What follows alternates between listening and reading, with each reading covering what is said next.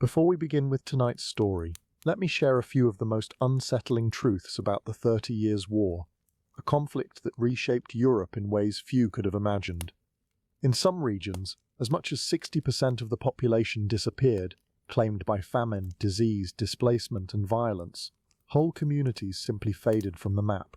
Armies often lived not off supplies, but off the land, a quiet phrase meaning they took whatever they wished: food, livestock, clothing, and sometimes even the lives of the people who lived there. The war blurred every boundary. There were soldiers, yes, but also deserters, wandering companies, and bands of raiders who answered to no one. For many civilians, the greatest danger was not the battlefield, it was the men drifting far beyond it. In some regions, famine grew so severe that people ground straw, moss, or even pieces of leather into their bread just to quiet the ache in their stomachs. Hunger became a daily companion, and the conflict lasted an entire generation, long enough that many who died within it had never known a world without war. This is what life truly felt like in that world. To survive the 30 Years' War in 17th century Europe, not as a soldier or a noble, but as an ordinary person caught beneath the slow-turning gears of history. Real quick before we start, if you happen to fall asleep during this, tap the like button so I'll know it worked. And if you enjoy slow, quiet journeys through the past, feel free to subscribe. I actually read the comments, tell me where you're listening from and what time it is for you. It's always fascinating to see how this little community stretches across the world. Alright, final check. Are you comfortable? Pillows adjusted, blankets just right, room warm and peaceful? Perfect. Then let's begin. Imagine yourself settling into a quiet space, where the sounds of the present gently fade into the distance. There is nothing you need to do now except allow your mind to drift slowly backward, far backward, into a world shaped by winds of conflict, uncertainty, and resilience. A world where the rhythms of daily life were set not by clocks or schedules, but by marching feet, distant thunder of hooves, and the low murmur of rumors drifting from village to village. This world is Europe in the year 1625. It is a landscape marked by suffering, yet also by perseverance. A continent caught in the long, unrelenting storm of war, what would later be remembered as the 30 Years' War. And in these years, life seems suspended between destruction and opportunity, between danger and the hope of survival. Villages dot the countryside like fragile lanterns in a darkening night, flickering against the wind. As you breathe gently, allow the soft imagery of this era to unfold around you. Imagine dense forests, heavy with the scent of damp leaves and distant wood smoke. Picture winding dirt roads where traders, refugees, and soldiers pass one another with tired, wary eyes. And imagine one such traveller, a woman known to some simply as the Mother, or Mara to those who knew her well. Her story is not heroic in the traditional sense. It is not a tale of battles won or kingdoms saved. Instead, it is the soft, persistent story of survival, of travelling roads littered with ruin, while trying to keep her family and her livelihood intact. She does not relish war, but she moves through it, tugging her wagon behind her, selling small comforts to soldiers and civilians alike, making the most of what the times allow. In this journey, you will drift through her days and nights. You will see the rhythms of her life, the slow evolution of her thoughts, the subtle shifts in her heart. At first, she believes war offers possibilities, profit, opportunity, a way to move and trade freely. But as time unravels, as each of her 4 children is claimed by the world's violence and sorrow, something inside her shifts, quietly and steadily, like a tide turning. Tonight we begin at the early stages of her story, before loss has yet shaped her completely, when she still wakes some mornings with a spark of determination that feels untouched by grief. Let your breath be slow and deep as we step into her world. There is no need to focus sharply. Let the gentle details wash over you naturally, like the soft rustling of leaves. And now, as the light fades from this introduction, the story begins. The year is new, although the land itself does not seem to notice.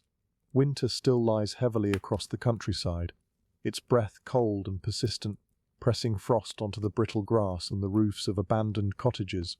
The war has been raging for 7 long years already, and yet to Mara, the year 1625 feels like a fresh ledger page, a chance to continue her small business, to keep her wagon moving, and to keep her children close. Her wagon is simple in construction but precious to her, its wooden boards worn smooth by years of travel, its canvas covering faded by rain and sun.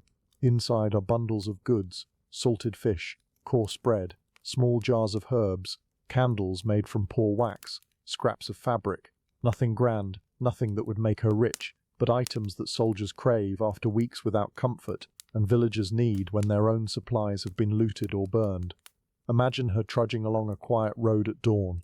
The sky is a muted grey, the colour of wool soaked in river water. Her breath creates faint clouds in the air. The wheels of her wagon creak rhythmically, a slow, steady sound that has become a kind of lullaby in her life. She walks beside it, her hands gripping the wooden handle, while her 4 children move around her with sleepy motions. Her eldest, Lucas, walks with the posture of someone older than his years. He is barely 16, yet wears a seriousness shaped by hardship. He watches the horizon with a kind of restless anticipation, though he tries to hide it. Her second son, Jonas, is quieter. Just 13, he lingers close to the wagon, folding and refolding a piece of cloth between his hands as if the repetition calms him. Jonas has always been prone to illness, his body frail even in peaceful years. Her third child, Matteo, is 10 and more energetic, darting ahead at times to scout the road, then circling back to report on nothing more than a fallen branch or a cluster of frostbitten shrubs. And her youngest, Anna, is her only daughter, a gentle child of 8, with wide, perceptive eyes that take in the world with a mixture of caution and curiosity. She clings to the back of the wagon, humming softly to herself, her voice barely above a whisper. Mara loves all of them fiercely, and she loves in her own complicated way the war that allows her small business to exist. She has never admitted this aloud, perhaps even to herself, but she knows that peace would slow her trade, would anchor her in one place, would dull the strange wandering rhythm that has become her life. War is a storm she has learned to navigate, even to benefit from, though its winds have already brushed her with sorrow more than once. As the morning light grows slightly brighter, she guides her children toward a small village where she hopes to sell her goods. The village lies in a shallow valley, partly shielded from the northern winds by a dense stretch of forest. Mara has visited before, though not in many months. She remembers it as a modest place, quiet, even gentle in its way, with residents who always greeted one another in the early hours and shared news at the communal well. But as she approaches, something feels different.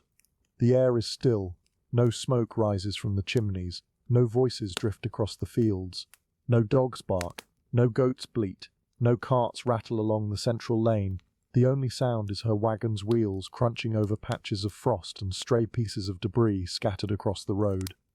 Mara slows. Lucas moves ahead, scanning the surroundings, and then they see it. Not destruction in the dramatic sense, not burning houses or toppled walls, but a quiet emptiness, heavier than any chaos. Doors hang open, window shutters sway gently in the wind. The well stands unguarded and silent.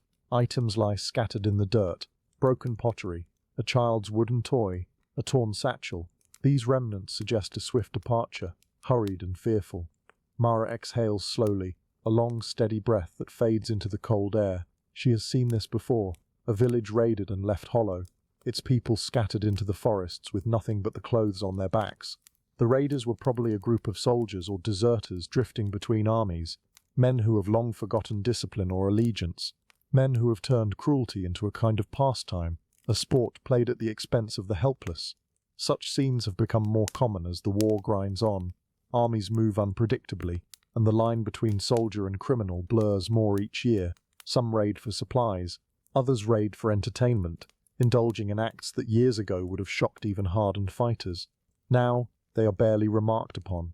Brutalization has seeped into the bones of the land. Mara motions for her children to stay close as she guides the wagon down the village's central lane.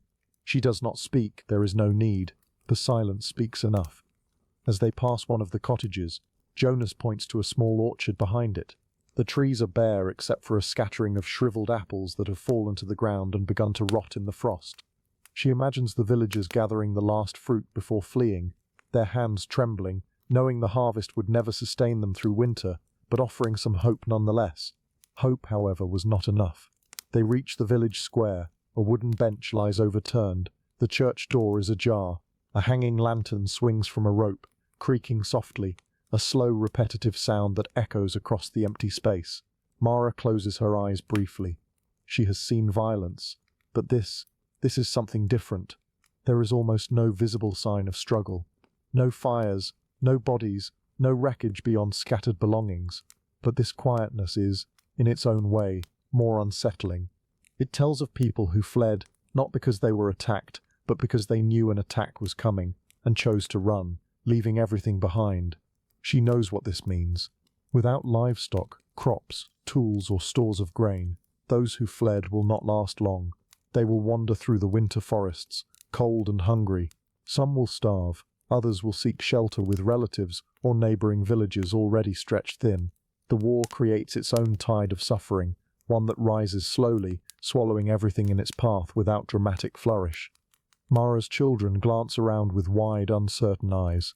Even Matteo, usually energetic, walks quietly now. She guides them to the well, where they stop to rest. The bucket lies on the ground, as if dropped mid-use. She lifts it and listens for the faint echo of water below. The sound is there, distant, muted. Life is still present beneath the surface, though thin and fragile. After a time, Lucas begins sifting through the remains of a doorstep, picking up items with a searching expression. Mara watches him carefully. He has been restless lately, drawn toward adventure, toward the idea of soldiering, toward promises whispered by passing commanders about glory, purpose, and wages. She has warned him that such promises are illusions, but she also knows that youth has its own will, one she cannot always shape. She thinks of the last time they heard of nearby violence, a small farmhouse where soldiers hanged an entire family from an old oak tree. The story had drifted through the countryside, carried by shaken travellers who had seen it with their own eyes. They spoke of the scene in vague, trembling words of how the bodies swayed gently in the wind, a warning to others. The reason given was trivial. The family had refused to surrender a barrel of grain. Such acts, once rare, had become symbols of how deeply the war had warped human behaviour. Yet even such stories seemed not to fully quell Lucas's desire for direction, for belonging, for significance. As Mara observes the silent village, she feels a quiet weight settle in her chest.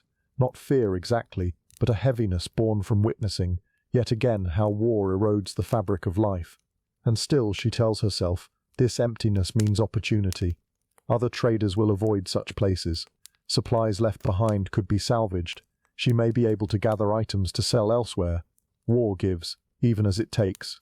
She has learned to think this way, though the thought leaves a faint ache she never acknowledges. She instructs her children to search cautiously for anything useful. Blankets, jars, tools, while she examines the nearest houses. Inside one she finds a table overturned, a bowl of dried peas scattered across the floor. She crouches and gathers them slowly into her palm, the small hard shapes clicking softly against one another. They will be valuable. Everything is valuable now. In another cottage, she finds a stack of firewood left neatly against the wall. She takes several pieces, imagining how they will warm her children in the nights ahead. The house itself smells faintly of smoke and lavender, a lingering echo of the family who once lived here. She visualizes them for a moment, a mother stirring a pot over the fire, a father repairing a tool, children laughing softly as they prepare for bed. Now they are gone, scattered like seeds thrown into the wind. As the day brightens slightly, Mara gathers her children back at the square. They have collected only a few items, but enough to justify their time. She feels grateful for their carefulness. None of them have strayed far, none have asked frightening questions. The silence of the village has acted as a natural boundary. Before leaving, she pauses for a long moment, letting her gaze sweep over the empty houses, the abandoned well, the trees whose branches bear witness to people who will likely never return. In this simple, quiet scene, she feels the slow churn of war, the way it consumes not only lives but communities, routines, hopes. She thinks again of the hanged family beneath the oak tree, of how such cruelty spreads, shaping the behavior of those who witness it, encouraging others to imitate it. She has heard stories of soldiers tormenting captives purely to break the monotony of their days, as if suffering has become a source of diversion rather than a consequence of battle. That thought stays with her, a faint chill beneath the surface of her otherwise steady calm. The children climb onto the wagon as Mara grips the handles once more. The wheels creak as they begin their slow journey back to the main road. Behind them, the village recedes into stillness. swallowed by the winter air. They travel in silence for a long time, each lost in their own thoughts. Mara listens to the soft rhythm of the wagon, the steady steps of her children, the subtle rustle of wind moving through the bare branches above. When Lucas finally speaks, his voice is quiet. "Do you think the villagers will return?" he asks. Mara inhales deeply before answering. "Perhaps," she says, her tone gentle, "when the war moves on, when the fields can be planted again, when there is safety." But she knows that safety is a fragile concept now. She knows the villagers may never come back, that they may already be wandering through forests or lying beneath fresh snow. Yet she offers Lucas an answer that eases rather than burdens. There is little to be gained from sharing the full weight of reality with him. Not yet. As they walk, the landscape begins to open into gentle hills. The sky remains muted, but a faint glow reveals the sun's hidden presence. The air holds a crisp sharpness, but also a quiet beauty. The land, though battered, is still capable of moments of calm. Mara allows herself to breathe in that calmness. She repeats a familiar phrase in her mind. The rhythm of their lives continues. It is a phrase she has used for years, a quiet reassurance that no matter what chaos surrounds them, there is a steady beat that carries them forward. Footstep after footstep, day after day. In this rhythm she finds comfort, and for now that comfort is enough. The road stretches onward like a long, pale ribbon across the winter landscape. After leaving the emptied village behind, Mara and her children make their way slowly toward a known encampment some miles to the east.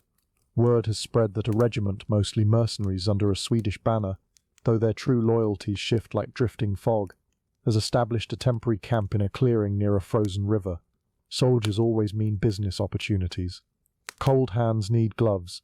Tired bodies need salve. Lonely souls crave a moment of exchange and grounding. Mara has made her living by anticipating those needs. As the family approaches the area, faint sounds begin to reach them. Muffled voices, the dull thud of axes splitting wood, sporadic laughter, the metallic ringing of tools striking tools.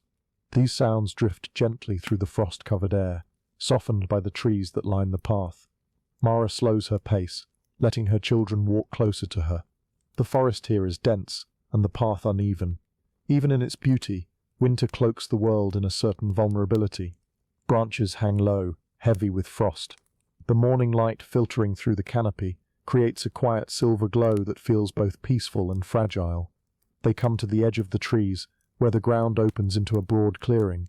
Smoke rises from makeshift fire pits scattered across the encampment. Tents, some intact and others sagging from crude repairs, cluster around the central area like weary travelers huddled together. Soldiers move slowly among them, wrapped in cloaks and blankets, their faces drawn and pale from weeks in the cold. Mara pauses for a moment, letting her eyes adjust to the activity. She always enters such places cautiously, not out of fear, but out of respect for the unpredictable energies that swirl through groups of restless men. Then she guides her wagon forward. The sound of the creaking wheels draws attention. Several soldiers glance toward them, curiosity lighting their tired expressions. Traders are always welcome, sometimes eagerly so, for they break the monotony of camp life. A young guard approaches first. His boots crunch in the cold mud as he steps closer, one hand resting loosely on the hilt of his sword. His movement is unthreatening, more habit than necessity. "Trader?" he asks, his voice hoarse from either cold or disuse. Mara offers a slow nod. "Only passing through. I have goods if your men need supplies." At her side, Lucas stands a little straighter, as he always does among soldiers. His eyes shimmer with something like interest, though he tries to hide it. The guard gestures toward the interior of the camp. "You're welcome. Set up near the main fire if you like. The captain is in a decent mood today." That earns a faint smile from her. A captain in a decent mood is as close as one gets to a blessing in wartime. She moves the wagon forward slowly, her children staying close as the atmosphere shifts around them. The air smells of wood smoke, boiled grain, damp wool, and the faint acidity of unwashed clothes. None of it is overwhelming, just the quiet, familiar scent of soldier life. Men sit around low fires, warming their hands. A few sharpen weapons absently, as though the action has become more habit than preparation. Others dice on a cloth spread across the ground, their movements slow and deliberate. This camp feels tired, but not dangerous. restless but not volatile. Mara positions her wagon near the largest fire pit, where several officers sit speaking quietly. She begins laying out her goods: candles, coarse fabric, jars of balm, strips of dried fish. Her children assist without being asked, their movements practiced and orderly. Soon a small cluster of soldiers gathers, inspecting her wares. She greets each one calmly, speaking with the warmth and steadiness that have carried her through hundreds of negotiations. Some soldiers buy small items, others simply look, the sight of goods reminding them of home or of more peaceful days. As she works, she senses Lucas drifting gradually away from the wagon. He doesn't wander far, just far enough to stand near a group of younger soldiers who lean against a stack of crates, speaking in low tones. Their laughter carries lightly through the air, a sound that draws him like a moth to warm light. Mara keeps him in her peripheral vision, allowing him space while remaining alert. Then she notices a new presence approaching, a tall, broad-shouldered man with a fur-lined cloak thrown across his shoulders. His steps are steady but unhurried, his gaze sharp yet not unkind. His hair, mostly hidden beneath a leather cap, carries strands of early grey. He moves with the quiet authority of someone accustomed to command. The soldiers nearest to him straighten slightly, a few nod in greeting. This must be the captain the guard mentioned. He approaches Mara's wagon with the air of someone evaluating both goods and trader simultaneously. She offers him a calm nod of acknowledgement, her posture respectful but unbowed. "Good morning, Captain," she says softly. "I have some supplies your men might find useful." He inspects a jar of herbs, turning it slowly in his large hands. "Useful indeed. Your goods are better kept than most we see." "I take care where I can," she replies. He studies her for a moment longer, then sets the jar down carefully. "Not many women travel with children in times like these," he remarks. His tone is observational, not judgmental. "Times like these don't leave many choices," she answers gently. "My wagon is our livelihood." The captain nods with a faint, almost reluctant respect. "You're a bold one to bring your family through such lands." Mara gives a small, serene smile. Boldness isn't so rare anymore. War teaches more of it than peace ever did. Those words seem to strike him with a quiet truth. As he continues browsing the goods, Mara senses movement behind her, a change she feels before she sees. The captain notices him as well and tilts his head slightly. "Your boy?" he asks. "Yes," Mara replies. "My oldest." The captain regards Lucas with thoughtful interest. He looks strong for his age. Mara's heart stiffens almost imperceptibly. "Strength is useful on the road. Strength is useful here too," the captain murmurs. He does not say it loudly or pointedly, just softly enough that Lucas hears, and Mara understands. This is the moment she has feared for months. The moment when an officer or commander sees her son not as a traveller, but as potential recruit. And in a winter like this, with dwindling supplies and low morale, every regiment is searching for new bodies to fill its thinning ranks. Mara keeps her tone gentle. He helps with the wagon. It's hard work, but honest. The captain's gaze flicks between her and Lucas. The war has room for honest work too. A boy like him could earn proper wages. Food, clothing. Lucas straightens even more, the suggestion shimmering in his eyes like a distant promise. Mara can see a quiet yearning in him, the desire to belong to something larger, to prove himself, to step into adulthood with purpose. She feels a soft pressure in her chest. The captain continues, his voice low and even. "If he's interested, I could speak with him. We need reliable lads who can follow orders." Mara responds carefully. "He's young. Many younger than him serve." The captain replies, "Some do well." She remains silent for a moment, weighing her next words. There is no anger in her, only worry wrapped in calmness. War is not a place for children. The captain tilts his head. War is not a place for anyone. Yet here we are. His tone is not cruel, only pragmatic, shaped by years of conflict. Lucas takes a step closer. "Mother, I could help. I could earn money for all of us." His voice is quiet but eager. Mara turns to face him. Her expression is soft, but her eyes hold depths he cannot yet understand. She reaches out and gently touches his shoulder. "You help us by being with us," she says. That has always been enough. But Lucas's gaze drifts back to the soldiers. Their camaraderie, their whispered stories, their confidence. The captain watches the exchange with practiced patience. Then he speaks again, this time addressing Lucas directly. If you want a chance to do real work, you may come speak with me later.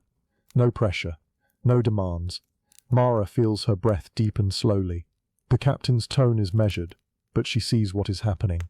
The seed has been planted, not by force but by suggestion. Gentle, deliberate suggestion that plays upon a young man's desire to step out of childhood. She recognizes the pattern. She has seen it in camps before. She has watched boys leave their families behind in the hope of finding structure, purpose, or simply the feeling of being part of something solid in a world dissolving around them. Lucas murmurs, "I will think about it." The captain nods and moves on to inspect another row of goods. Mara watches him go, her expression unreadable, her pulse steady but heavy. She says nothing immediately. She knows that speaking too urgently might push Lucas toward the very thing she wants him to avoid. Instead, she keeps her movements slow and deliberate, folding cloth, organizing jars, tending to customers. She moves as she always moves, calm, grounded, and quietly observant. Hours pass. The sun climbs only a little before sinking into the same pale haze that has covered the sky for days. Soldiers wander in and out, buying goods or merely looking. Matteo and Anna play quietly near the wagon, crafting imaginary villages out of sticks and pebbles. Jonas sits wrapped in a blanket, conserving his energy after the long walk. Throughout the day, Lucas drifts closer and closer to the soldiers. He listens to their stories, their laughter, the murmured tales of travel, battles, and shared hardship. None of it is glorious, yet to a young man, the grim weight of soldiering can still seem nobler than the endless movement of trader life. Mara watches all of this with the stillness of someone who has learned to hold her worry like a small, fragile object that must not be squeezed too tightly. As dusk approaches, the captain returns, and this time he speaks directly to Lucas. The dusk settles gently across the encampment, softening every sound, every silhouette. Fires glow with a deeper amber now, flickering across the canvas tents and the worn faces of the men gathered around them. The forest beyond grows darker, its branches moving faintly in the cold breeze, like slow waves against a distant shore. Mara finishes tying a bundle of cloth when she senses the captain's return. His footsteps are steady, deliberate, and they stop just beside Lucas, who stands with a mix of anticipation and quiet tension in his stance. The captain's voice is calm, almost soothing in the low evening air. "The hardship," Lucas nods. "Yes, sir." "And it didn't frighten you?" A pause. Lucas shakes his head. "No, sir." Mara watches them both, her expression unreadable. She stands near the wagon, close enough to hear every word, far enough to give her son a semblance of autonomy. She knows she cannot shelter him from everything, not in a world like this. The captain continues softly. "We need strong hands, reliable minds, men who will learn quickly. You'd start as a runner, maybe a supply helper, basic tasks at first." Lucas straightens at the word men. Something warms in his chest. Recognition, validation, an invitation into adulthood. "You would earn food, clothing, a share of pay," the captain adds. "More than your mother can make selling candles and herbs, I imagine." Mara's hands pause for just a moment, then resume tying knots with gentle precision. She speaks quietly. "Money doesn't keep a boy safe." The captain turns to her, not dismissively, but with the calm gravity of someone who has had this conversation many times. "Nothing keeps anyone safe anymore." His words float into the chilly air, settling over the camp like a soft, heavy blanket. He looks back to Lucas, but purpose, a place among others, that is worth something. Lucas breathes out slowly, as if the thought alone fills him. The captain rests a hand on his shoulder, a gesture both paternal and strategic. "Think tonight.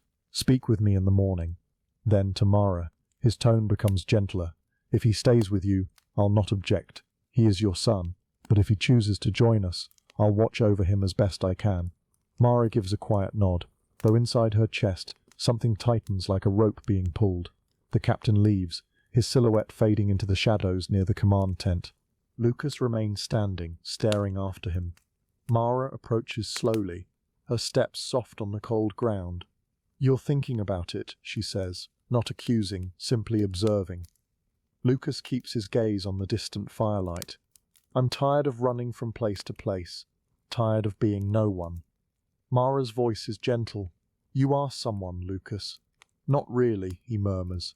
Out here, soldiers have stories, names, purpose. People respect them. People fear them, she replies quietly. Lucas does not argue the point. Instead, he folds his arms, hugging some inner uncertainty. I just want something different. Mara looks at him for a long time, the fading light softening the lines of his young face. His cheeks are hollow from long travel. His clothing hangs a bit loose from months of shared rations. She sees in him both a child and a young man reaching for his own path, even if that path is carved by war. She touches his arm gently. Sleep, Lucas. Tomorrow is still far away. He nods, though his eyes remain hazy, lost somewhere between longing and fear. The family settles near their wagon for the night. Mara builds a small fire with the salvaged wood from the abandoned village.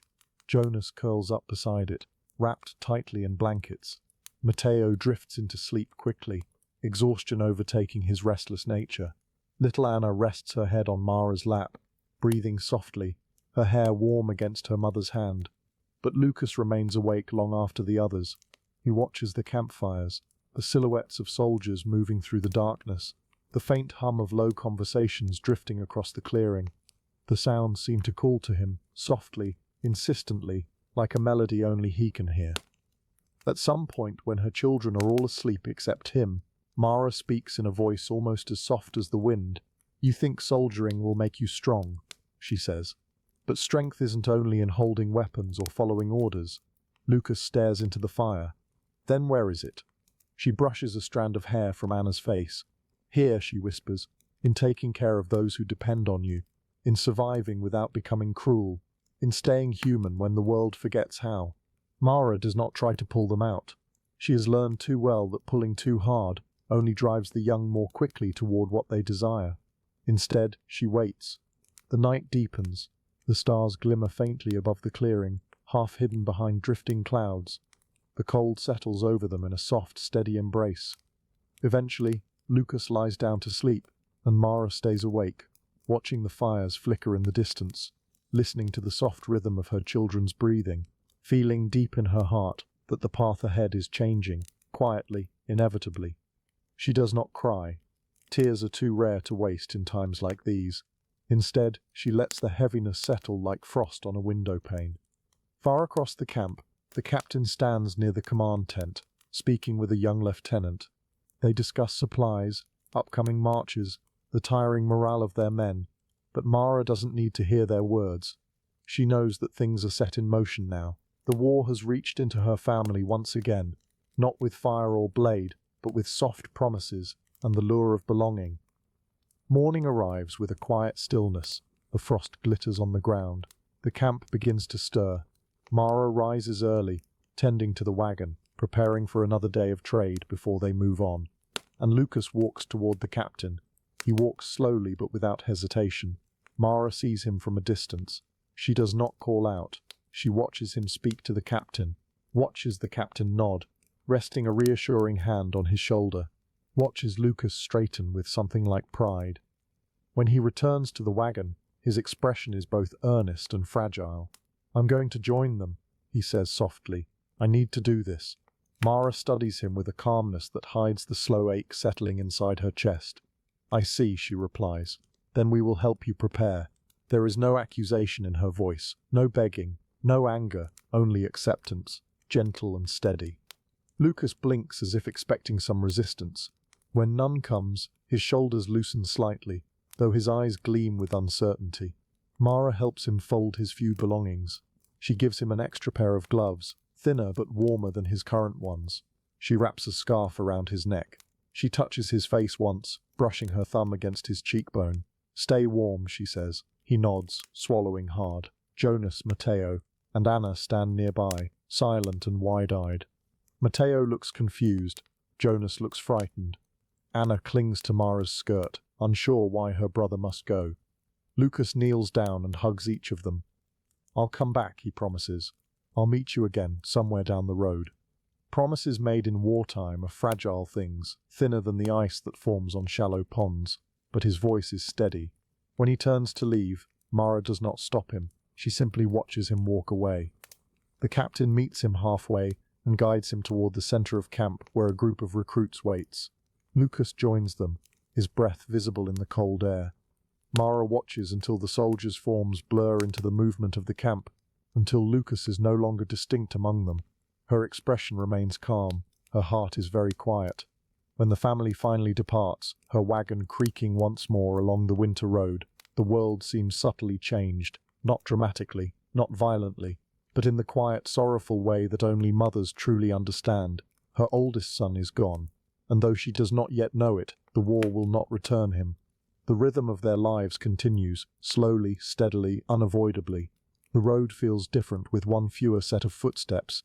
It is a small difference, barely perceptible to an outside observer, but to Mara it creates a faint and constant emptiness, like a single missing note in a familiar melody. She guides the wagon forward as the morning deepens, her breath visible in the cold air, her children walking quietly beside her. Anna keeps glancing back toward the direction of the camp, as though expecting Lucas to sprint after them, calling out that he has changed his mind. Matteo kicks at frozen tufts of grass, his movements restless. Jonas walks carefully, his thin shoulders hunched inward, as though the winter air presses on him more than on the others. But it is Mara who carries the heaviest silence. She does not look back, not once. Her steps are steady, purposeful. Her hands grip the wagon as though it is the only anchor left to her. Her face remains composed, but inside her thoughts drift like slow-moving clouds across the sky. War has taken her son, but not by force, not with violence or threat. Instead, it reached him with soft promises, like a whisper curling around his youthful longing. That, she thinks, is perhaps the more dangerous kind of taking. The road winds through sparse woodland before opening into broad, sloping fields. Wooden fence posts poke through the snow in broken segments, the remains of boundaries that once meant ownership, pride, and livelihood.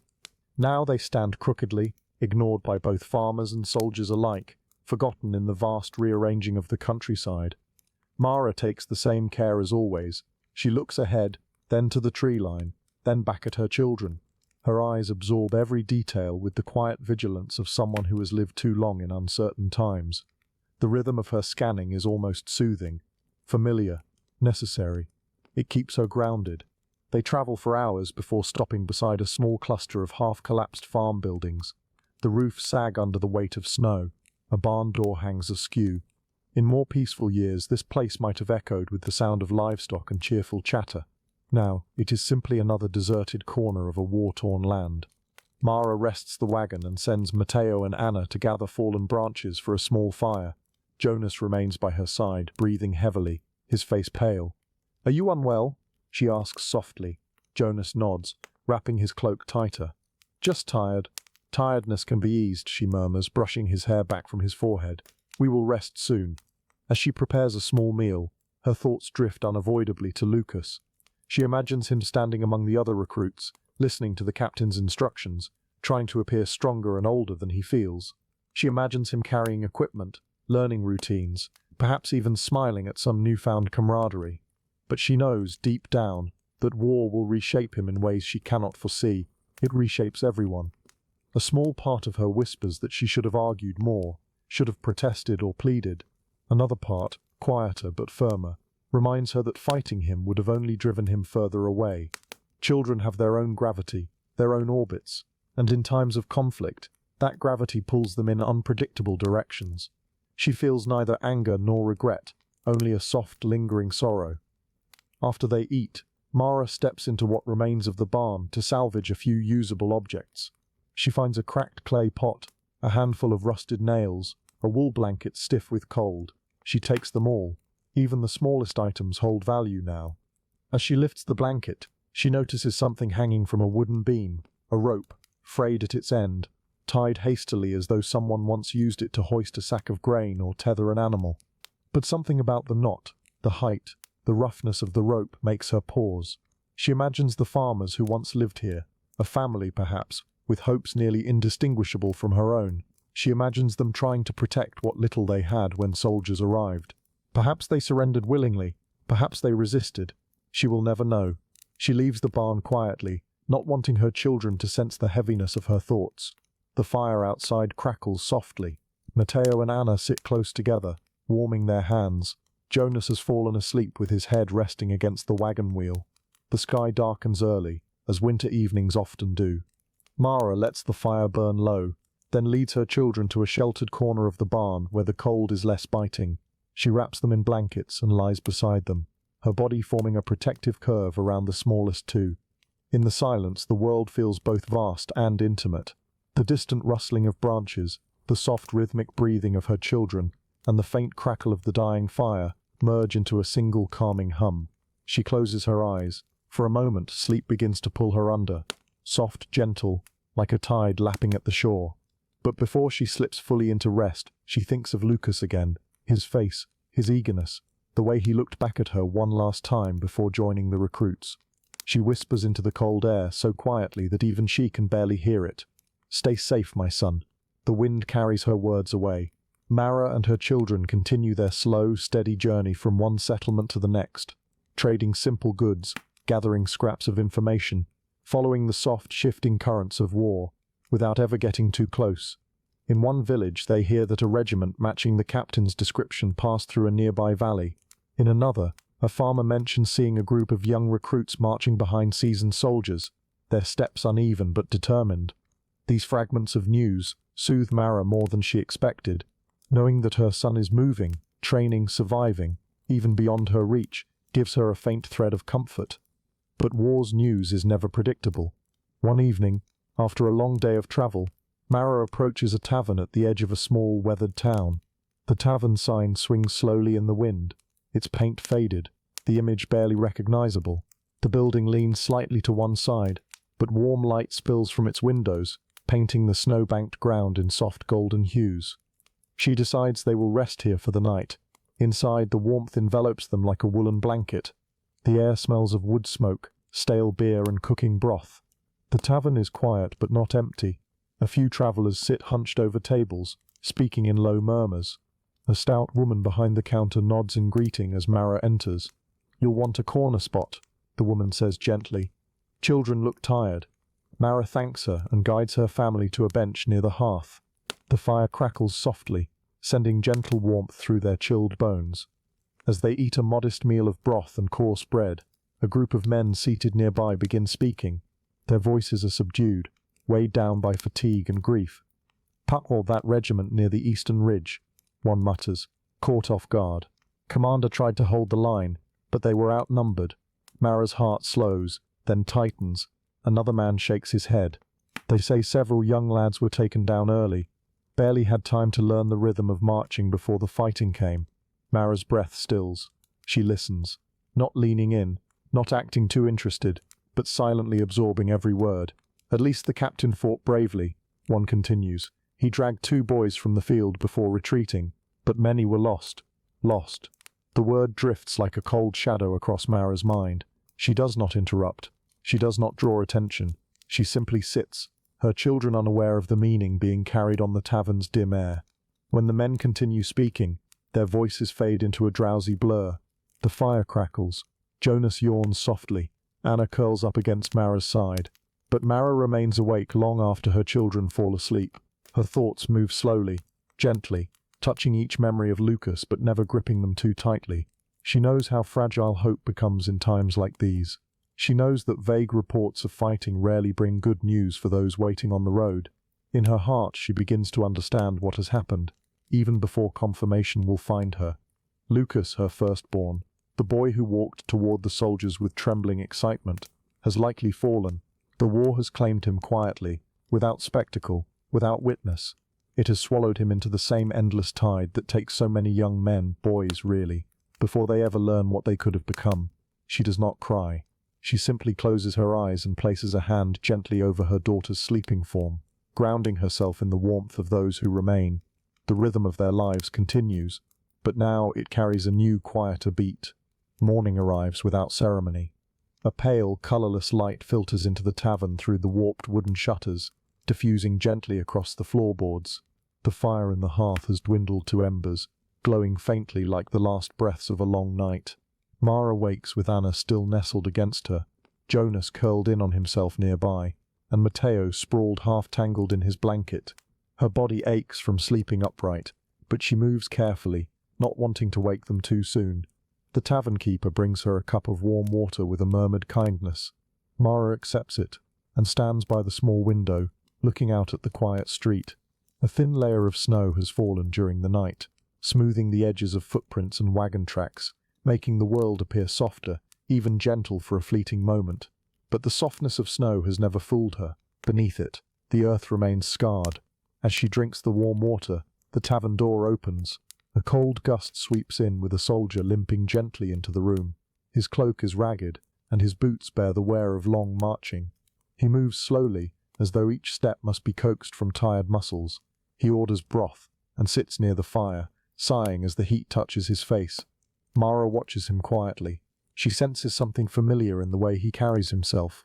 The weariness, the lingering edge of fear mingled with resignation. He looks like a man who has seen too much, too quickly. After a few minutes, she approaches him with a careful calmness. "May I sit?" He glances up and nods. "Of course." The chair creaks softly as she lowers herself beside him. "You look as though you've travelled far," she murmurs. He huffs a breath that could almost be a laugh. "Far enough." His voice holds the rasp of cold nights and shouted orders. "I heard men speaking last night," Mara continues gently, "about a regiment attacked near the eastern ridge. You wouldn't have been with them, would you?" The soldier's expression shifts subtly. Something closing, something opening. He stares into the fire for a long moment before answering. "I was," he says quietly. Mara's breath slows, not sharply, not visibly, just slowly. She stays silent, letting him continue on his own terms. "There were boys with us," he says. "Young ones. The captain took them in a few weeks earlier, too eager for their own good." He pauses, then corrects himself softly. "But that's how it is. Eagerness is all some of them have." Mara nods once, barely. "The fighting came fast," the soldier murmurs. "Faster than anyone expected. The enemy swept down the ridge like a storm. Most of the new ones, they didn't stand long." He swallows hard, his gaze distant now, no longer seeing the tavern, but something far behind him. "One boy, about 16, was near me when we fell back. Fair hair, thin build. He ran bravely. But," he hesitates, "he didn't make it to the line." Mara's heartbeat is slow and steady, like a drum softened by cloth. She asks only one question, her voice almost inaudible. "His name." The soldier searches his memory. "Lucas. Maybe. Lucas or something close." Mara closes her eyes, not in shock, not in denial, but in quiet acceptance. The soldier continues, unaware of the full weight of his words. "The captain, he carried the boy's body back down the slope, said he deserved a proper burial, buried him near a cluster of pine trees, marked the place too, said he would tell the boy's family if he ever found them."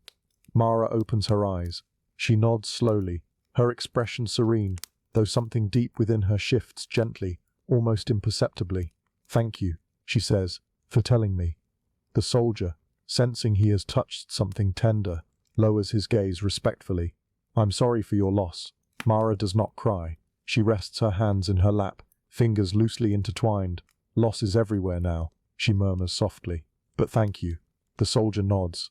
After a moment, Mara stands and returns to her children.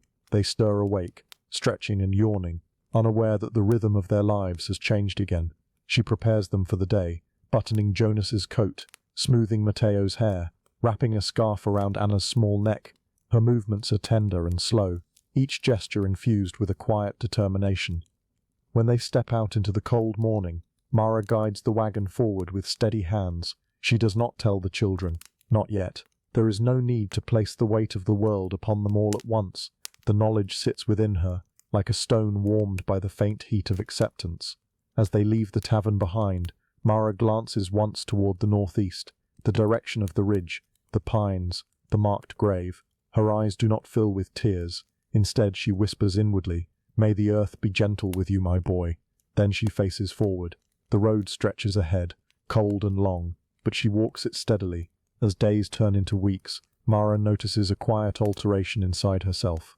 Not harsh, not sudden, but persistent. Her view of the war, never warm, but once pragmatic, begins to cool further. She still sells to soldiers, still trades where she must, but she watches them differently now. Their laughter rings hollower, their boasts feel fragile, their rough camaraderie appears tinged with desperation, not strength. She no longer sees opportunity in their hunger or their coin.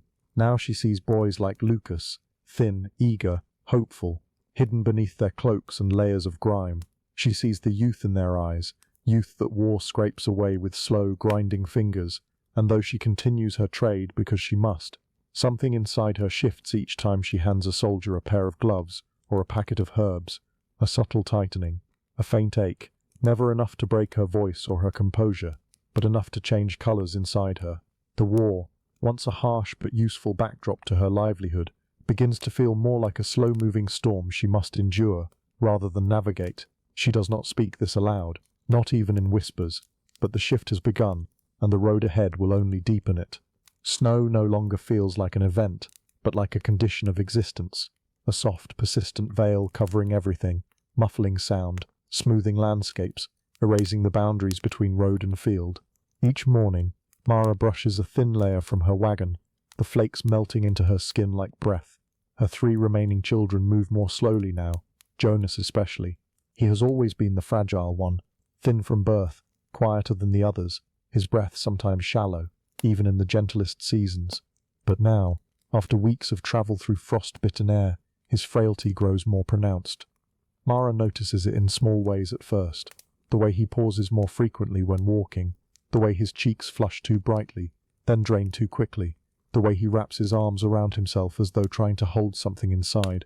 One evening, as they make camp in the shelter of a ruined stone cottage, Jonas begins to cough, not alarmingly, not sharply, but with a soft, persistent rhythm that suggests something deeper than cold air. Mara sits beside him, placing a hand delicately on his back. The heat beneath his skin concerns her. Not a fever, not yet, but a warmth that hints at it. Jonas leans against her shoulder. "Just tired," he murmurs, his voice thin. "We will rest longer tomorrow," she replies gently. "Your body needs time." He nods, though she can feel him trembling slightly. Outside, Matteo gathers snow in a small wooden bowl, shaping it into crude forms. Anna watches quietly, her eyes full of the timid attentiveness that so often accompanies grief she does not yet understand. Mara stays with Jonas long into the night, humming softly, a tune her own mother once sang to her, a simple melody. Not sad, not hopeful, just steady, like a heartbeat.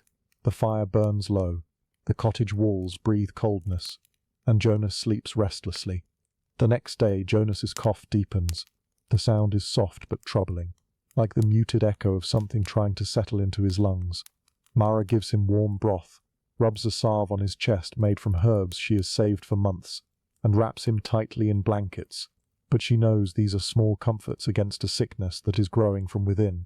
The war may have taken Lucas through violence, but it threatens Jonas through the slow erosion of health, the quiet hunger of disease. On the road, illness spreads easily, carried by cold, by exhaustion, by shared air in crowded places. And Europe in 1625 is full of sickness. Armies spread not only conflict but contagion. Villages weakened by famine become susceptible to every passing fever. Travellers, desperate for warmth, huddle together in taverns where stale air and trembling coughs mix freely. Mara knows this. She has seen it before, but seeing it in her own child makes the knowledge sharper, though her tone, her expression, her movements remain steady and gentle. They travel slowly now, choosing shorter distances each day. Mara lets Jonas ride in the wagon when he cannot walk. Matteo and Anna walk beside him, sometimes singing quiet little songs to keep his spirits lifted. But Jonas eats less, sleeps more, speaks scarcely at all. One evening, while camped near a frozen riverbank, Mara notices a group of travellers approaching. Their clothing is torn, their faces gaunt. They look like villagers displaced by a raid, one of countless raids that have swept through the countryside recently, leaving destruction not through dramatic violence alone, but through deprivation. The travellers ask if they may share the fire. Mara agrees with a gentle nod. As they sit together, one of the older women speaks in a weary voice. She tells of raiders, soldiers, or deserters. She cannot say who descended on their village weeks ago. The raiders stripped the people of their livestock, their grain, their blankets, even the clothes drying on lines outside. They did not stay long, nor did they kill everyone. They simply took everything that allowed the villagers to live, and when they left, winter finished the work. Some tried to walk to the next town, the woman murmurs, staring into the fire. But the snow was deep, and the children were weak. Many fell behind. Some lay down beside the road and never stood again. Her voice remains calm, almost numb. Mara listens quietly, her hand resting on Jonas's back as he sleeps fitfully. The woman continues.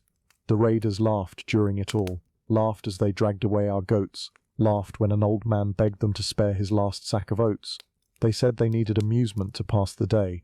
A faint shiver moves through Mara, not fear, but recognition. She has heard similar stories more and more often. Brutality becoming not just a tool but a pastime. Men hardened by war seeking entertainment in the suffering of others. She thinks of the hanged family beneath the oak tree. She thinks of Lucas. She looks at Jonas, curled in blankets, breathing shallowly. The rhythm of her heart softens into something sorrowful. When the travelers leave the next morning, the air feels heavier. Jonas's cough worsens. Mara decides they must find a healer, someone with herbs stronger than her own, someone who might recognize Jonas's symptoms more clearly. They head toward a small town rumored to have an apothecary still practicing despite the war. The journey takes them through long stretches of frozen plain, where the wind sweeps across the land like a cold whisper. Trees stand bare and motionless. The sky shifts between grey and white, a gentle monotony that lulls the mind into a quiet trance. Jonas sleeps most of the time now, his breath shallow and uneven. Mara checks him constantly, smoothing his hair, placing a hand on his forehead, adjusting his blankets. Each time she looks at him, she sees Lucas's absence reflected in the fragility of the child before her. When they finally reach the town, it is smaller than expected, a cluster of stone houses, a modest church, a handful of workshops. But the apothecary still stands, its sign swinging in the cold breeze, the herbal symbol carved into the wood. Inside, the shop smells of dried leaves, bitter roots and old smoke. The apothecary, a thin man with hollow cheeks, examines Jonas carefully. He listens to his breathing, checks his pulse, lifts his eyelids gently. When he speaks, his tone is not unkind, but cautious. He's weak, he says softly. His body fights, but winter illnesses can be relentless, especially for children who have spent too long on the road. Mara nods, her face calm. What can I do? The apothecary prepares a tonic, a mixture of herbs steeped in warm water. He gives her dried leaves wrapped in cloth and explains how to brew them. This may ease his breathing, he says. It may help the fever, but... He hesitates, then continues gently. Travel is hard on the sick. Rest him as much as you can. Mara thanks him quietly. She stays in the town for several days, renting a small room above the shopkeeper's home. Jonas lies in bed, drinking the tonics, drifting in and out of restless dreams. Anna stays close to him, holding his hand. Matteo tries to be brave, though his eyes often linger on his brother with worried intensity. Mara tends to Jonas constantly, cooling his forehead with damp cloths, helping him sip broth, humming softly when he trembles in his sleep. But the illness moves slowly, steadily, deeper into him. His cough grows weaker, not stronger. His breaths become quieter. His eyes open less often. Winter presses on. On the 7th night in the town, the air feels unusually still. Jonas lies in the small bed, his chest rising and falling with faint, uneven motion. Mara sits beside him, holding his hand gently. Matteo and Anna sleep on blankets spread across the floor, their bodies curled close for warmth. A candle burns faintly in the corner, its flame flickering in the slightest draughts. Jonas opens his eyes once, looking at Mara with a distant, unfocused gaze. "Mother, I'm here," she murmurs, leaning closer, brushing his hair softly. He tries to speak again, but the words are faint, more breath than sound. "You can rest," she whispers. "You've walked far enough." His eyes drift closed, his breathing slows. The candle flickers. Mara holds his hand until the warmth slowly fades from it. When she realizes he is gone, she makes no sound. She simply lowers her head, her cheek resting gently on the back of his fragile hand. She remains like that for a long time, still, composed, breathing slowly through the quiet ache rising inside her. When morning comes, she wakes Matteo and Anna with a soft voice. She tells them in the calmest way possible that Jonas has found peace, that he no longer suffers. Anna sobs quietly into Mara's chest. Matteo clenches his fists but says nothing. They bury Jonas just outside the town, beneath a small tree whose branches reach out like delicate arms. Mara marks the place with a modest stone, carved with his name using a small knife. She sits beside the grave for a long time after the burial, her hands resting in her lap, her face serene even as her heart bends under its growing weight. War has now taken 2 of her children, one through battle, one through sickness. The road ahead feels different once more. But Mara stands, gathers her children, and resumes their journey with a steady, quiet determination. Her heart has changed. Her view of war has darkened, but she continues on, because she must. The road feels thinner now, not physically narrower, but emptier in a way that settles lightly over the world, like a soft, persistent mist. Mara no longer hears Jonas's gentle coughs, his hesitant footsteps, or his quiet hums when he drifted in and out of thought. The quiet left in his absence is not a dramatic silence, but a subtle, ever-present one, like an unfinished melody. Matteo and Anna walk closer to the wagon than they once did. Matteo, usually lively and eager to explore, now keeps within arm's reach of his mother. Anna clings to the wagon's side more often, her small hands gripping the wood as though it anchors her to what remains of her world. Mara moves steadily, pulling the wagon through the late winter landscape. Her movements remain calm, but her heart carries the weight of 2 losses, one sharp and sudden, one slow and quiet. She breathes deeply, exhaling clouds that disappear into the cold air, letting each breath keep her grounded. The sky begins to soften toward spring, not yet warm, not yet green, but there are hints, small signs that winter's hold is loosening. Meltwater trickles along the edges of the path. Birdsong appears faintly in the mornings. The days stretch just a little longer. These changes bring no joy to Mara, but they bring a gentler kind of endurance. The world continues, even in sorrow, and so do they. Weeks pass. The family reaches a fortified town perched on a low hilltop, a town that has changed hands several times over the past year. Flags have been replaced more than once. Commanders have come and gone. Soldiers have passed through so frequently that the residents have learned to live with a constant undercurrent of tension. As Mara approaches, she sees fresh uniforms, unfamiliar banners, soldiers conducting drills in the muddy streets. A new regiment has taken control. Drums echo faintly through the air, their rhythm steady and unhurried. At the town's entrance, a guard holds up a hand. "Purpose?" he asks. "Trade," Mara replies softly, lifting the edge of the canvas on her wagon to show bundles of goods. Just passing through, the guard glances at Matteo and Anna. "They're yours?" "Yes," she says, "we keep to ourselves." He nods and lets them pass. Inside the town, the air smells of smoke, churned mud, and a faint undertone of tension. Doors are partly open, faces appear briefly in windows, then disappear. Soldiers stand in groups at corners, exchanging quiet words. A sense of restless waiting hangs over everything. Mara sets up her small market stall near the inn, where travelers and soldiers tend to gather.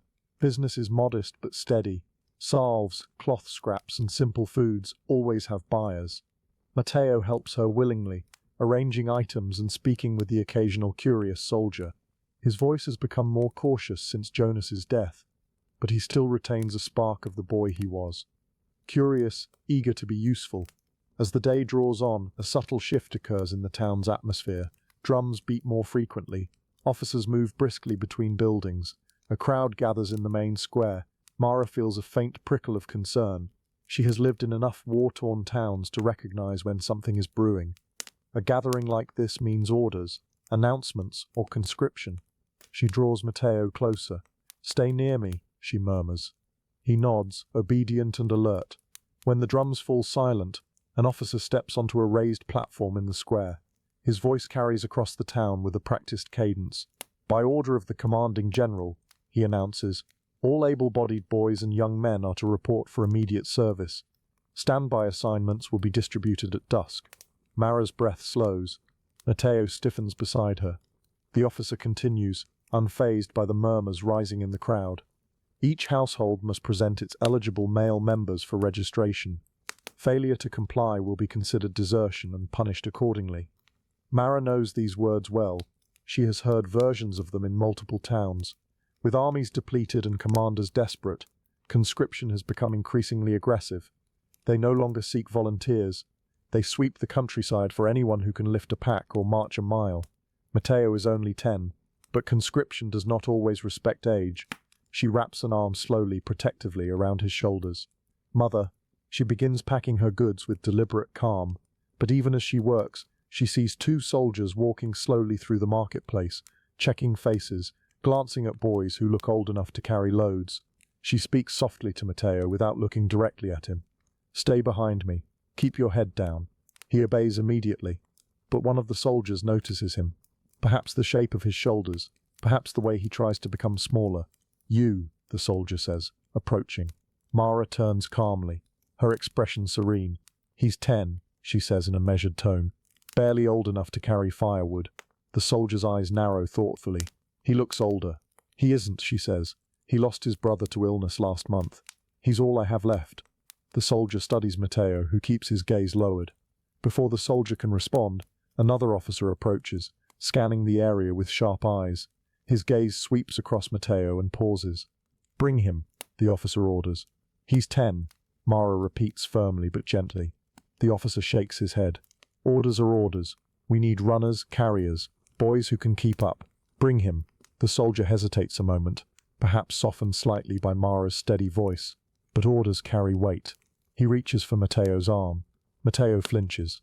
Mara steps forward, placing herself subtly between them, not aggressively, but with a calm, protective presence. "He is a child," she murmurs. "He won't survive your marches." The officer's expression does not change. "None of us survive them," he says quietly. "Some just last longer." He signals again. 2 soldiers move forward now. Mara's heart remains steady, though a deep, quiet ache begins to form beneath her ribs.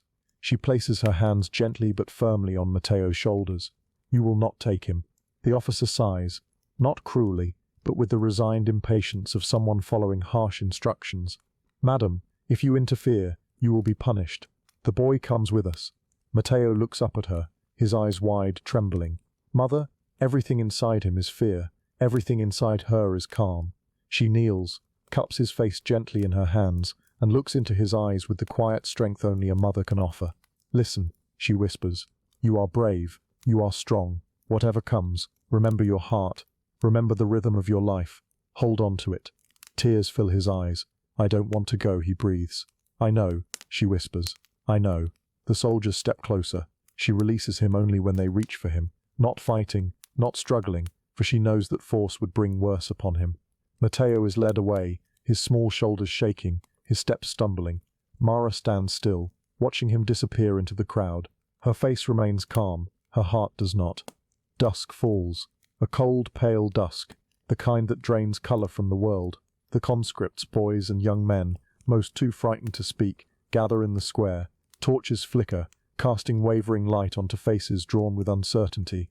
Mara stands at a distance, watching Matteo among them. He looks tiny beside the older conscripts, his posture tense, his eyes searching the crowd for her. She meets his gaze. She places a hand over her heart. Slowly, deliberately, a gesture meant to anchor him. Officers shout commands. Drums beat. The newly conscripted are ordered into loose formation. Matteo sways slightly, overwhelmed by the noise and the press of bodies. Mara's breathing remains slow and deep, like a whisper of wind through winter branches. The formation begins to move. Left, right, left. The rhythm is uneven, the boys stumbling at times, adjusting to the unfamiliar cadence. Mara walks alongside them at a distance as they leave the town, just far enough to avoid intervention, close enough for Matteo to see her one last time. When the road curves, Matteo turns his head sharply, searching. Their eyes meet again through twilight. She lifts her hand, a small gesture, soft but full of quiet strength. Matteo lifts his own hand in return, and then the column turns fully, disappearing behind a cluster of bare trees. Mara remains standing long after the last torchlight fades. She stands until night swallows the road. Only then does she allow herself to sit, her hands folding gently in her lap. No tears come. They rarely do anymore. But she feels something inside her shift again, a deepening of the quiet emptiness war keeps carving into her life. Days pass. Mara stays in the town, hoping for any news of the conscripts of Matteo. She listens for hours near the inn, near the mess tent, near the communal well where soldiers gather. Rumors travel like smoke, curling into every space. Heavy march through the marshlands, too young to last the pace. Ambush near the river ford, boys scattered in the chaos. No one speaks Matteo's name. No one knows details, but every rumor tells the same story. The march was harsh, the commander reckless, the boys untrained. Half the column never reached the next town. Some turned back and were punished. Some fell behind and were left. Some simply disappeared. The countryside swallows the weak easily these days. Mara listens with a face like still water. Inside, something breaks softly, not loudly, not sharply, but with a slow, inevitable crack, like ice under gradual warmth. One evening, she speaks quietly to Anna. "We will leave tomorrow. Will Matteo find us?" Anna asks, her voice fragile. Mara smooths her daughter's hair. "If he can, he will." But in her heart she knows the truth. War has taken her third child as surely as it claimed the first two. The rhythm of their lives continues. But now, it carries a hollow echo. When morning comes, the town seems unchanged on the surface. The same churned mud, the same chilly air, the same guarded expressions. But for Mara, everything feels different. The rhythm of the world around her no longer aligns with the rhythm inside her chest. She harnesses herself to the wagon as Anna walks beside her, clutching a folded blanket to her chest. Matteo's blanket. She carries it as if weight alone might keep him near. They leave the town slowly, the wheels creaking over uneven ground. The path ahead stretches long and pale beneath a thin veil of morning mist. Mara keeps her steps even, her breathing calm, her expression steady. But inside, darkness expands quietly, like ink dispersing through water. War has taken Lucas through the illusions of glory. It has taken Jonas through slow, unrelenting illness. And it has taken Matteo through the brutal indifference of conscription. 3 children gone, and still she walks. Still she pulls the wagon. Still she moves forward, one step at a time. She finds herself thinking less often of profit now, less of trade, less of opportunity. The coin soldiers give her feels cold in her palm, colder than the winter wind. Each transaction carries the faint bitterness of knowing that the money comes from the same machinery that swallowed her children, yet she trades anyway. What else is there to do? She is a mother, surviving in a world sharpened by war, a world that has devoured 3 of her 4 children. And though she never says it aloud, not to Anna, not to the occasional traveller, not even in the privacy of her own thoughts, a quiet shift has taken place. Where once she saw war as a harsh necessity of life, she now sees it as a great hollow hunger, endlessly consuming. But she walks on. As they travel farther from the town, the landscape flattens. Bare trees stand like thin silhouettes against the horizon, their branches reaching upward as though pleading for a sky that refuses to brighten. After several miles, Mara and Anna come upon a village, or rather what is left of one. The houses stand crooked and wind-worn, their roofs sagging under long months of neglect. Doors hang open, windows gape like hollow eyes. A wooden cart lies overturned in the square, half buried in frost and debris. Anna slows, her small hand creeping into Mara's for reassurance. "What happened here?" she whispers. Mara pauses, surveying the quiet devastation. She sees the signs immediately, the absence of animals, the scattered belongings, the faint impressions of hurried footsteps in old mud, now hardened by cold. It is a familiar pattern. Raiders, Mara says softly. They took what they wanted, and the people had nothing left. Anna swallows, her eyes large and reflective. Did the people get away? Mara tightens her hand around Anna's. "Some may have," she says, her voice as gentle as the breeze. "Some may have found shelter somewhere else. But winter is hard, and hunger harder." As they walk through the abandoned village, Anna clutches Matteo's blanket tighter. Mara stops at the well, its bucket lying on the ground, its rope frayed and frozen stiff. She touches the stone rim, feeling its coldness radiate into her skin. A mother once drew water here. Children once played nearby. A family once warmed themselves by the hearth in the cottage, whose door now creaks aimlessly in the wind. War has not only taken her children, it has taken the children of others too, not through blades alone, but through hunger, exposure, fear, and the relentless displacement of life. Mara inhales slowly. Anna watches her carefully. "Are you sad, mother?" Mara answers with quiet honesty. "Yes, but being sad means we remember the world as it should be, not only as it is." Anna nods, her brow furrowing in thought. "The world should be kinder," she murmurs.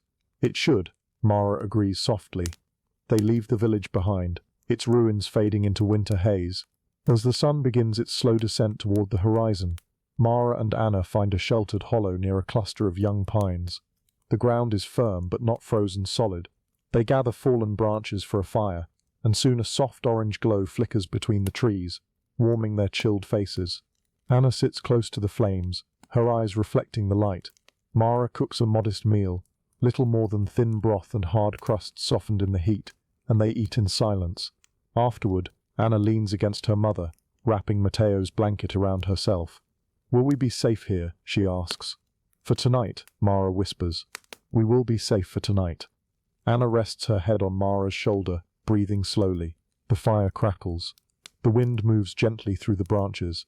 A moment of fragile peace settles over them like a soft, thin blanket. Mara closes her eyes. She thinks of Matteo, of Jonas, of Lucas. She tries to recall each of their faces with perfect clarity. The curve of Lucas's determined jaw, Jonas's soft gaze, Matteo's bright, restless eyes. But memory is like smoke, easier to feel than to hold. The shadows deepen around them, and Mara feels sleep tug at her edges. She allows it, leaning back against the wagon wheel, letting the fire's warmth seep through the layers of her clothing. As she drifts, she senses something subtle shift inside her. Not harsh, not sharp, just a gentle realignment. She no longer believes the war has any balance, any fairness, any purpose. It does not give and take. It only takes. And even though she still needs to survive within it, even though she still trades, still moves, still breathes, she begins to understand, fully and quietly, that nothing good comes from war. Nothing ever has. Spring arrives in small, uncertain gestures. Tiny green shoots push through the cold soil. Thin layers of ice melt from puddles beside the road. The wind loses some of its bite, though it still carries winter's memory. For the first time in months, birdsong returns, faint at first, then gradually clearer. Mara and Anna continue along the road, their pace unhurried. With only one child left, Mara walks even more cautiously, her movements protective in a quiet, instinctive way. Anna has grown quieter since Matteo's disappearance. She speaks mainly in soft questions and observations, her voice delicate like early spring leaves trembling in the breeze. "Will the grass turn green soon?" she asks one morning, studying the pale earth beneath her feet. "Yes," Mara answers gently. "When the sun grows stronger, will we stay somewhere when it does?" Mara pauses before replying. They have been living from day to day for so long that the idea of staying feels foreign. "Perhaps," she murmurs, "if we find a place that feels safe." Anna nods, satisfied with that answer. They travel through a region dotted with small hamlets and isolated farms. Many are abandoned, but some still hold life. Thin, weary families who greet Mara cautiously, but buy small goods when they can. She trades modestly, always with a calm and respectful tone. As they walk, Mara begins noticing signs of increased danger. Fresh footprints that do not belong to villagers, empty cottages that look recently disturbed, stories whispered by travelers about restless bands of raiders drifting between armies. None of this is new, but tension hangs heavier now, like a gathering storm pressing invisibly onto the land. Mara listens to every whisper, every rumor, every hushed warning, and she keeps Anna close. One afternoon, they meet a woodcutter on the road. His clothes are torn, his face pale, his hands trembling as he grips his axe. "Don't go east," he warns them softly, eyes darting. "A band of men passed through 2 days ago. Not soldiers, something worse. They tore through the villages, took what they wanted." He swallows hard. "Even people." Mara feels the slow tightening of her heartbeat. She places a gentle hand on Anna's shoulder, pulling her close. "Thank you," she says. The woodcutter nods stiffly, as if speaking the words brings back memories he can barely contain. He continues on his way, disappearing into the trees with the posture of someone who is trying very hard not to be noticed. Mara watches him go, then she turns to Anna. "We'll change direction." They leave the main road and move into a quieter, narrower path that winds through the forest. The trees grow taller here, forming a sheltering canopy overhead. Sunlight filters through in soft, scattered beams. They walk in silence, listening to the sounds of the forest, rustling leaves, distant birds, the faint crack of branches underfoot. The quiet feels safe, for a while. Shadows lengthen, the air grows cooler. Mara and Anna emerge from the forest edge into a meadow dotted with wild shrubs. The sky above is pale gold, fading toward dusk. For a moment everything feels almost peaceful. Then Mara hears it. Voices, faint at first, then clearer. Men's voices, rough, careless, drifting through the trees like smoke. She stops instantly, placing one arm protectively in front of Anna. The voices grow louder, laughter, the grating sort that carries cruelty underneath. the kind Mara has learned to recognize in her bones. She whispers, "Stay quiet." Taking Anna's hand, she guides her back into the trees, moving slowly, making each step deliberate and silent. The wagon she leaves behind momentarily, hidden as best she can behind a thicket. Survival requires abandoning even precious things. The voices approach. Mara crouches behind a fallen log, pulling Anna close, covering her small body with her own. Men pass through the meadow, 6 of them, not soldiers, their clothing too tattered, their weapons mismatched, their movements loose with dangerous confidence. Raiders. They pause where the wagon sits half concealed. One of them laughs, lifting a jar from the wagon's interior, shaking it as though testing its weight. Another kicks the wheels idly. They speak in low tones, their words indistinct but their tone unmistakable. Men who have lived too long in war. Men who have forgotten restraint. Men who take what they want simply because they can. Mara holds Anna tightly, heart beating slow and heavy, not in panic but in the controlled focus of someone who knows fear must never become loud. The raiders linger for several minutes, then move on. Mara waits until their voices fade completely. Only then does she stand. She retrieves the wagon quietly, her hand steady though her breath trembles softly. "We keep moving," she says gently to Anna. Anna nods, her hand slipping into Mara's. They walk until night begins to settle, not fully dark but dim and blue. Mara searches for a safe place to rest, but the land feels unsettled, as though danger lingers unseen. Finally she finds a shallow hollow beneath a cluster of old oaks. The ground is uneven but sheltered. She decides they will rest here only briefly, long enough to gather strength but not long enough to be found. She builds a small, low fire, just enough for warmth, just enough for comfort. Anna sits close to her, eating quietly, her movements slow from weariness. After the meal, Anna curls beside the wagon, wrapped in her blanket. Mara stays awake, listening. The night carries too many unfamiliar sounds, too many echoes. Hours pass. Then, faint at first, she hears something. A branch snaps, then another. Her breath catches, though her body remains still. Voices again, closer now. Mara rises slowly, silently. She moves to Anna, preparing to wake her, to run deeper into the trees. But before she can, shadows move between the oaks. Figures emerge, the same raiders from earlier, or another band like them. It hardly matters. Their footsteps are unhurried, confident. They have seen the fire. Mara's heart tightens, but her face remains composed. "Anna," she whispers, "stay behind me." Anna sits up, frightened but quiet. The men approach, eyes glinting in the firelight. "What have we here?" one mutters, his tone low and unsettling. "A woman and a child," another answers with a grin. "Easy pickings." Mara steps forward, shielding Anna completely with her body. "You have taken enough from others," she says, her voice steady, quiet. "Take what you want from the wagon and go." But the men's expressions do not shift. They are not interested in goods. They are interested in cruelty for its own sake, the kind of cruelty the war has nurtured in too many. One of them grabs Mara's arm. She tries to pull back, but several others move around her, restraining her with rough, practiced efficiency. Anna screams. The sound is small, piercing, and full of raw fear. Mara fights to reach her, but hands hold her arms, her shoulders, her waist, not beating her, not harming her excessively, but containing her, preventing her from intervening. Another man pulls Anna away from the fire. Her scream becomes a sob, then a whimper, then Mara's breath stops completely, her whole being tightening with helpless terror. The men restraining her speak casually, almost mockingly. She barely hears their words through the hollow roar flooding her ears. She watches Anna struggle in the shadows. She watches the men close around her. She hears her daughter's desperate cries, softening, weakening, fading. When the men return minutes later, Anna is not with them. Mara breaks free from the hands restraining her and rushes toward the trees. She finds her daughter lying still beneath the shadows, her small form curled slightly, her breath gone, her face pale in the moonlight. No marks, no detail, only stillness. A life extinguished by cruelty. Mara kneels beside Anna, gathering her into her arms with a tenderness that fills the night with silent grief.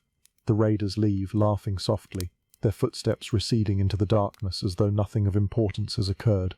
Mara does not move. She holds her daughter. She rocks gently, the motion slow and comforting, a lullaby of movement against a world that no longer holds any kindness. Morning comes. Pale, cold, unforgiving. Mara sits with Anna held close against her. She has not slept. She has not cried. She has simply been still. When the sun rises fully, She digs a small grave near the roots of one of the old oak trees. The earth is stubborn, but she works patiently, rhythmically, each movement slow and deliberate. She wraps Anna in her blanket. She lays her gently inside the earth. She places her hands on the blanket once more, smoothing it as though tucking her daughter into bed. Then she covers the grave with soil, patting it softly until the mound is even and quiet. She marks the place with a simple stone. She stands, and for the first time she whispers the truth aloud, her voice barely more than breath. War never gives, it only takes. Mara begins walking. Her wagon creaks behind her, now too large, too empty, too heavy with memories. The road stretches ahead, pale and endless. She does not know where she is going, but she walks, one foot in front of the other, in silence.